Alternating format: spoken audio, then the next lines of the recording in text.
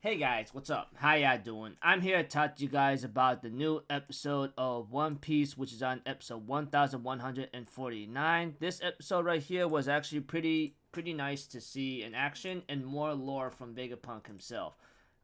I'll do my best to try to explain little by little because that was the highlight throughout the entire episode, but let's get these other action scenes out of the way first. We get to see when it comes to the Gorosei, they end up doing their best to try to stop Vegapunk's message. As for Edison telling like Stussy to make an escape, it's like she was very hesitant to do so because she doesn't know what to live for since Stella is gone, which is the main Vegapunk. And she asked Edison that if she could release Kaku from his prison because despite everything she's done and been through, she does consider them comrades or friends and knows what he's going to do, and that she will make sure that she will not allow Kaku to get to the Straw Hats or anyone else.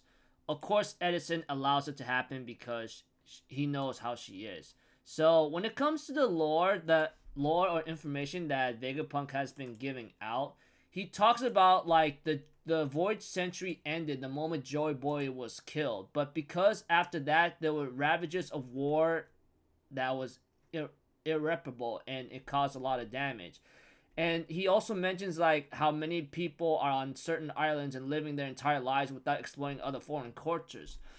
Vegapunk continues on talking about conventional wisdom of the day that doesn't apply to the world 1,000 years ago, and that the cataclysm during the Void Century actually sunk into the sea. And what we're living on right now is actually continents, pieces of what were once continents, which shocks a lot of people.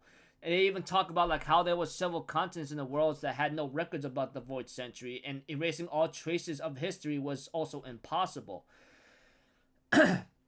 Vegapunk also talks about a mere 100 years, like the sea level rose up to a very high degree of 200 meters, which also scares a lot of people. Not to mention, like, I think it's because of a certain disaster that happened is man-made, and it's because of the ancient weapons that sank the world 800 years ago. And he also believes and talks about that the Void Century War that started many years ago or centuries ago is still ongoing, which apparently is possibly dated to back to possibly Emu or Mu, which is kind of hinted or shown at. Although, like, when it comes to the history of what Vegapunk is explaining, it shocks a lot of people while Mocktown doesn't care and causes actions of bluff. And, of course, Vegapunk also talks about, like, about certain weapons or the ancient weapons to be passed on to certain generations, which apparently is like why does he do such a thing? Not to mention the only people who knows about the truth is the Pirate King's crew, which apparently all of them of the entire world is like, how do they know such knowledge? And why didn't they tell anyone about it when they learned the truth? Which is also a good question. Now, when it comes to York, she decides to finally put her head together or use her brain carefully and realizes that the transponded video snail is actually in the Iron Giant, which apparently is going on a rampage right now and is unaffected by cannon fire.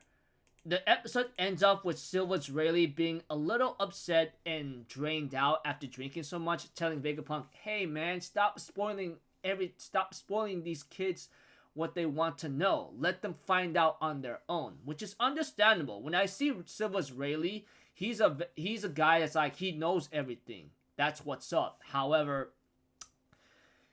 he's like, I want these kids to find out themselves. It'll be more exciting, and it'll be very nice to see what their reactions are, because that's how people are. I mean, like, anyone who doesn't want to know about spoilers about a certain movie, who it's gonna upset them a lot. So yeah.